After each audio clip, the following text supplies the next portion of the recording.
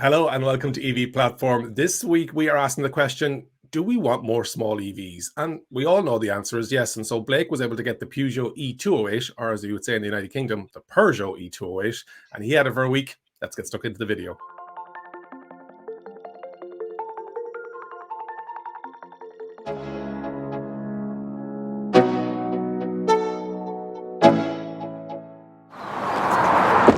Cars are getting bigger and bigger these days. They're getting heavier and heavier. And with the onslaught of SUVs, 2.5-ton monsters, generally only used to ferry one person about. Are there other options? Yes, of course there are. We need a lot more city cars. And one that we like in particular is the e208. Okay, it's not brand new. It's been around for a little bit. You might even start picking them up on the second-hand and used EV markets now, which is great. Let's dive in and have a look at some of the details. I have to say, I absolutely love the design of the e208, and it looks great around the front as well. You've got the badge. 208 lettering just here as well. Got the white flashes across the grille at the front, because don't forget that this is also a combustion engine platform. Nice low bonnet as well. I think it looks really good. Now some people might say it's a little bit busy at the front. I don't think so at all. I think the design is really, really good. I love these three claw lights just here and the fang that curves down. The DRLs, they look absolutely fantastic at night time. Yeah, now just to give you a bit of perspective, it's a low car as well. I'm 6'2" and you can see it only comes up to about here, but that's really good for pedestrians. We like that, especially around the city. Yeah, I have to say, well done Peugeot on design. As we get the profile from the side as well, you can start to see that this is a smaller car. It's only 4.05 meters long, which is quite short as well compared to what we're seeing these days. Not tall either, 1.4 or 5 meters thereabouts. And for a bit of perspective again, I'm 6'2". So yeah, I really like that. It's a lot more compact like that. Let's look at the front here. We're on the 17-inch rims. And for those who want to know, they're 205, 45 or 17s. I think they look great on this car as well. Definitely not undersized. A lot going on the side as well, but I like that they've matched up some of the trim. So got the flashing around the wheel arches, which matches up with the wing mirrors a little bit at the A and the B pillar. The two-tone roof as well, which you can't quite see from this angle. But yeah, it looks good. A lot of little pinches, character lines coming on here as well. It really comes in there at the kick plate down at the bottom. 5-door, which is great for a car this size as well. And we've got the E-badge just to show you that this is electric. And that's where we charge her up, but we'll get to that later on. Around the back for me, it's as good as ever. I love the way they keep continuing matching up this piano black kind of effect. We've got it on the spoiler here, no aero vents just there as well. Oh, look what we got here. You don't get that on every EV these days. Like this bar that comes around, and there's no lights or illumination in that, just at the headlights there, but we've got the three claw thing continuing on, and a little bit more of that trim down the bottom. I still think it looks really, really good, I have to say. E-badge indicates it's electric, and of course we've got the GT, which is the top level trim. Let's open her up and have inside, because this is a city car and it doesn't do great here. You're not going to be buying this as a family car. We've got 265 litres. This one does come with a kind of a plastic thing, help with your mucky boots and stuff like that. A couple of straps just there as well as tie-ons. 60-40 splits folding down on the rear seats, and it does expand out to just over 1,000 litres. But as we said, we're not buying this to be lugging furniture around, are we? Inside the e208, and we really do have to sit down into it, as you saw. Now, just for a bit of perspective again, let's remember I'm 6'2", so I'm probably taking up a little bit more space in this car than most people would. We'll turn her on anyway, foot on the brake, press the engine button. And also another thing to remember is I've got the GT spec here today, so that's the top level one. So we've got all the bells and whistles, all the creature comforts in here. Now, I don't want to spend too long going through it, but what are the highlights? Let's start off the steering wheel, because this is something that some people don't like. Flat top, flat bottom. And it's quite small as well. Now we'll get onto that in terms of driving feel and what difference that makes, a positive difference for me anyway. But when you're sitting in the car like this, it can be hard to get used to it. You've got rake and reach adjustment, but it's kind of difficult to find a spot where this flat top doesn't cut off the iCockpit here to see the dials. Eventually I found a spot that I liked where I can lean my elbow, but a lot of people are finding a little bit of difficulty with that. Now we've got a nice screen just here as well, touch screen. The Peugeot isn't great on its infotainment and user interface, in my opinion. Is it terrible? No, absolutely not. There's worse cars out there. But when you start comparing it to the likes of what Polestar have done, obviously the Tesla, yeah, it just falls a little bit short. But there's a few things up there. You can get information on the battery, how much energy you're using, putting the charge back in, obviously control the radio and stuff like that. I do like this iCockpit just here. And it's kind of holographic 3D style. So the screen is actually up the top in here, and then there's a mirror effect as well. So as you move around, it does look 3D. It's pretty cool. And you can change that around as you want as well. You can have it for to show the dials. You can personalize it, showing energy. You can minimize it. You can show navigation. There's a lot you can do with it. Then on the steering wheel, The shape, I'm okay with it now, but a lot of people aren't. Got a lot of control, you know, voice control. We can control the radio, flick through stations, turn the volume up and down. Nothing spectacular there, your lights and things like that. Adaptive cruise control just behind here, which I do really like, I have to say. I've been using that a little bit on the motorways now, and it's nice to use. Although I suspect, and maybe we need to do a little bit more research on this, when you have it in adaptive cruise control and it's following the car in front, especially on slower pace roads where you might be going from 50 miles an hour up to 70, back down to 60, up to 75, etc., so on, I think it uses the friction brakes to slow the car down as opposed to Regen. Now maybe that's been updated or I've got that wrong. We need to look into that one a little bit more. Nice little shelf here. When you press down, you can set your phone just there, which is great. Some models of the Peugeots have the wireless charging. I don't think this one does. You can plug in your phone, but the thing is, once you plug in your phone, there isn't enough space for the cable. And then if you want to put it landscape like this, you can't quite fit it in. So that gets a little bit awkward, but I'm fine. You get over it. Gear selector just here, park brake, and then driving mode. We've got 3 different ones: Eco, Normal, and Sport. Me, I put it in Sport. I put it in maximum Regen. I'll have a bit of fun with it that way. What I do like, and you got to go step up to the GT spec to get it in this car, is just here, we got the piano keys, but just behind that, there's a lot more functionality when you go for the GT spec and you get this. So we can, you know, straight away get into our apps. We can look at energy. We've got heated seats to control there. We can access the radio, and that comes up on the screen here, back to touchscreen, sources, Bluetooth, if you want to play something that way.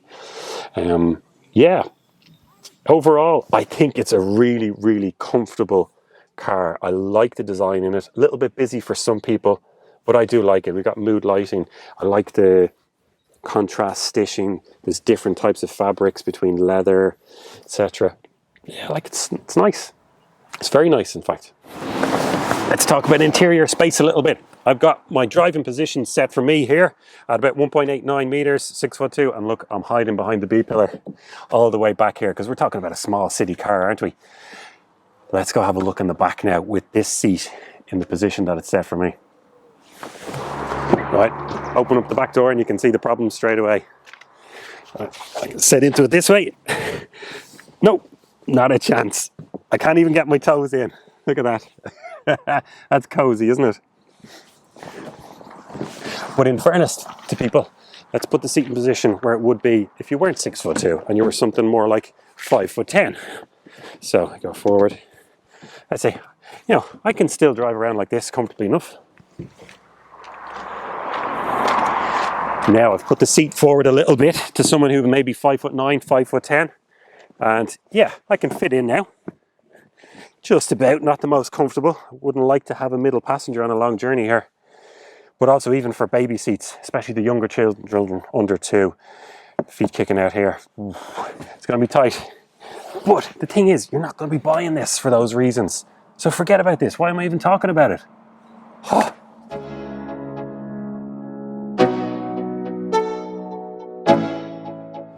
Out in the e208, and what's it like to drive? Battery, range, motor, things like that. Well, let's start off with what makes the thing go. We have a 100 kilowatt motor. And that's good for about 135 horsepower and 260 newton meters of torque. So this is no slouch, and such a small car as well. It really, really feels like it's got a lot of pickup. Now, the 0 to 100 or 62 mile per hour sprint is done in 8.1 seconds, which isn't lightning. You know, you hear about even like the long range Model 3 or something like that's 4.4 seconds. But look, EVs are rewriting the script on this. 8.1 seconds, 0 to 100. That's pretty fast. It's going to beat most of what's on the road. It's a thing, but it feels like a little rocket, this does as well, because it's so small, your center of gravity is down so low, and you're sitting quite low as well, so you really notice it. As we're coming up around some twisty roads here, and we're going up the hill, oh, it's got plenty of power. I mean, this is quite a steep gradient. I floor it, bit of traction control working, yeah, it takes up the hill, no problem whatsoever. And it's got a much better transition between acceleration and regen than the e208 this car's bigger brother had. That frustrated me a little bit. Not so much in this one. I like it. And the steering feels so nimble. Do you remember we spoke about that small steering wheel? Yeah, it really makes it a little pointed in the corners. I like it. I have to say, I like it. Really, really nimble. Feels great. Set up a little bit more of his driver's car. You know, you've got a firmer suspension. Kind of needs it to take the weight. It's a 1.54 ton car, this. So yeah, over ramps and bumps and stuff like that, you can feel a little bit more because we're on slightly lower profile tires here. But this car isn't set up to waft around. You want to be able to stick it in a corner. You want the handling to feel sharp, and it achieves that for me.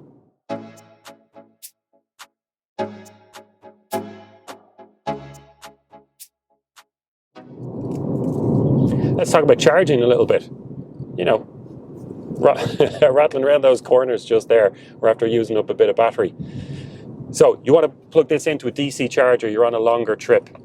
It's going to peak at 101 kilowatts, which is actually quite decent. I mean, there's better out there, you know, like the MEB platforms are coming in around that 130, 140 mark.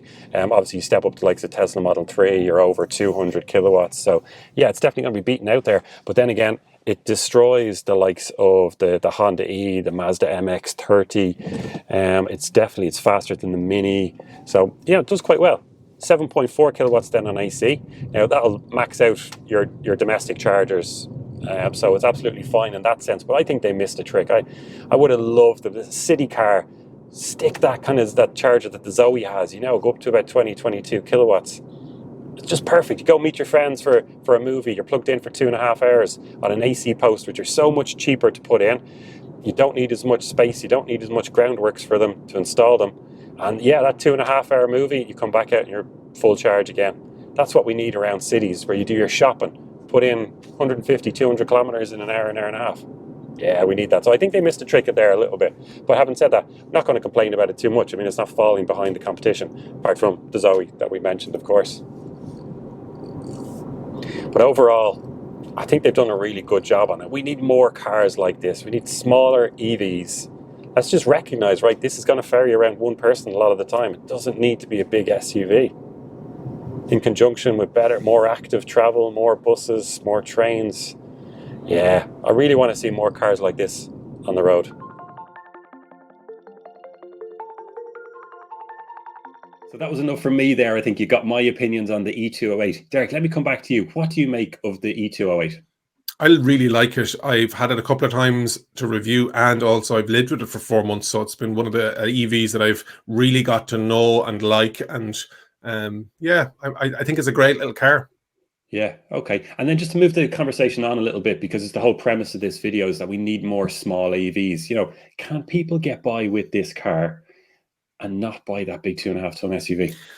Do you know what? If somebody wants an SUV and they have the money, they're going to go for it, unfortunately. So it is going to be somebody that's thinking about their environment, their community, everything that's around them. And will you make that choice when it's convenience over what do I actually need? And I have a girlfriend and a dog. I don't need that big space. The e208 would be perfect for me. And I think when I've been pushed as to what would be my dream electric car, it's going to be more on the smaller side. It's more that city hatchback size. Yeah. It's not the SUV. I also like estates just because they're lower down, but definitely people need to start considering. And I think what we'll find, Blake, is that governments will start not penalising, but definitely using a bit more stick with regards to, there's a proposal here in Ireland at the moment that they're going to base it on weight. And so with a large SUV and the weight, that's how they're going to get you with regards to making sure that you can afford it. Yeah, it'll be really interesting to see how that works out. And then just, I'd love to get your opinion on this, because I mentioned it in the video. I was comparing this to the likes of the Honda E, the Fiat 500e, the Mini. What do you see as the competition? I mean, what's this beating? What's it losing against? I think that the Honda, the Fiat 500e, the Mini Cooper, I think they're more of a premium market, and I think the Peugeot does a better job with a bigger battery, etc. Then you've got its own sibling in the Corsa E coming from the same stable in the Stellantis range. So, but I think style-wise, people are going to either go, I want something plain, or undercover it, I'll go for the Corsa E or the Peugeot e208. So I think what they're going to get is people that are driving something similar, maybe an existing Peugeot 207 or even a combustion engine 208, and want to make that jump to electric. And there's not much difference in the styling, as you talked about in the video. It's only a couple of flashes here and there, and you're going from a combustion engine into that electric powertrain. And it's a nice transition. It's not crazy stuff for people to get their head around. It is, and you've hit the nail on the head there, because we were talking about this, but off camera a couple of weeks ago before I picked up the car, and that was that we need so many more of these solid EVs. Like the E208, what does it do brilliantly? Well, the design, actually, I think that's really, really good. After that, you kind of go, well, there's nothing that really elevates it. It's just a really solid car. You can't really pick holes with it. But before we wrap things up, Derek, I just want to mention AC charging, because I criticized the E208 in the video. We need more city cars, and people who don't have driveways, who are living in city apartment blocks, off-street parking. I think that we need much, much better AC charging posts. They're faster to put in, they're easier to fit in, need less groundworks, they're cheaper. Was I being a bit too strong about that, in my opinion on that, Derek? No, I don't think so. I think you're right. I think we need to take into account that this is a platform from Stellantis on the E208 that's a couple of years old now. So I think their next iteration, they'll put in a faster AC amount. I think the city urban dweller that doesn't have off-street parking or underground parking in their apartment, or the ability to charge, I'm not sure. There's a conversation there. We might do a piece on it with regards to, do we need more AC posts or do we need more DC hubs? Excuse me. And then the E208 does very well on DC at fast chargers. So would a 45-minute parked up beside a hub in the city centre where you're living be better spent, or leaving it parked on the street plugged into potentially a street light overnight? Which would you prefer? And I think we're going to have a conversation about, do we want more slow charging? Do we want more fast charging? Then there's the whole connection between battery health, etc. But we won't get into it today. Yeah, sure. Well, look, as you can tell by watching this video today, I really enjoyed my time with E208, as did Derek, when he had it for 4 months and drove across the country a couple of times in it. So we're really positive about the car. We want more small EVs. We want to see less of the big 2.5-ton SUVs out on the road when they're not needed, that is. Anyway, we hope you enjoyed today's video. This has been EV Platform. Thank you very much for watching.